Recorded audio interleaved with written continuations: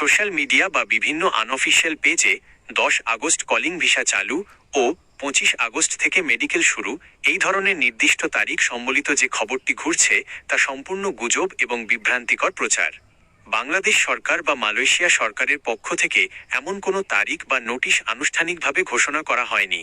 বর্তমান প্রকৃত তথ্য ও সতর্কতা, অফিসিয়াল কোনো আদেশ নেই।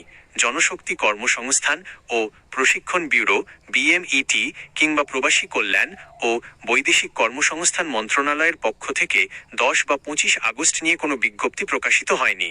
সামাজিক মাধ্যমের চটকদার থাম্বনেল, অনেক অসাধু চক্র, এজেন্সি বা ইউটিউব চ্যানেল ভিউ বাড়ানোর জন্য এবং আগাম টাকা আদায়ের উদ্দেশ্যে নির্দিষ্ট তারিখ বসিয়ে এ ধরনের ভিত্তিহীন প্রচারণা চালাচ্ছে।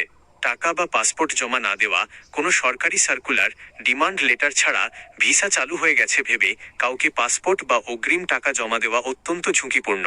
সঠিক তথ্য যাচাইয়ের নিয়ম, ভবিষ্যতে কলিং ভিসা এবং মেডিকেল সংক্রান্ত যে কোনো সত্য খবর জানতে নিচের মাধ্যমগুলোতে চোখ রাখুন।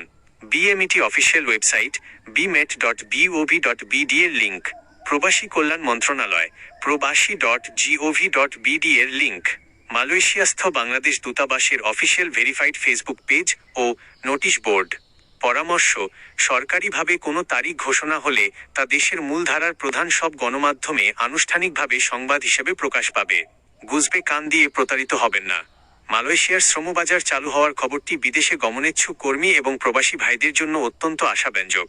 তবে এ ধরনের প্রক্রিয়ায় সঠিক তথ্য নিশ্চিত করা এবং আর্থিক নিরাপত্তার বিষয়টি মাথায় রাখা অত্যন্ত জরুরি। প্রক্রিয়াটি নিরাপদে সম্পন্ন করতে এবং প্রতারণা এড়াতে কিছু গুরুত্বপূর্ণ দিক খেয়াল রাখা দরকার। গুরুত্বপূর্ণ সতর্কতা ও করণীয়: সরকারি নোটিশ যাচাই, প্রবাসী কল্যাণ ও বৈদেশিক কর্মসংস্থান মন্ত্রণালয় এবং বিএমইটি জনশক্তি কর্মসংস্থান ও প্রশিক্ষণ ব্যুরো এর অফিসিয়াল ঘোষণা বা বিজ্ঞপ্তি নিয়মিত চেক করুন। অনুমোদিত মেডিকেল সেন্টার, মেডিকেল করার সময় অবশ্যই মালয়েশিয়ান সরকার এবং বাংলাদেশ সরকার কর্তৃক নিবন্ধিত ও অনুমোদনপ্রাপ্ত মেডিকেল সেন্টারে গিয়ে স্বাস্থ্য পরীক্ষা করান।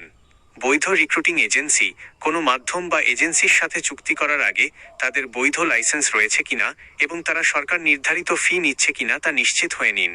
আর্থিক লেনদেনে সতর্কতা: কোনো অবস্থাতেই রসিদ ছাড়া বা অননুমোদিত ব্যক্তির কাছে আগাম টাকা লেনদেন করবেন না। আপনি কি কোনো নির্দিষ্ট এজেন্সির মাধ্যমে প্রক্রিয়াটি শুরু করার পরিকল্পনা করছেন নাকি সার্বিক আপডেট জানতে চাইছেন?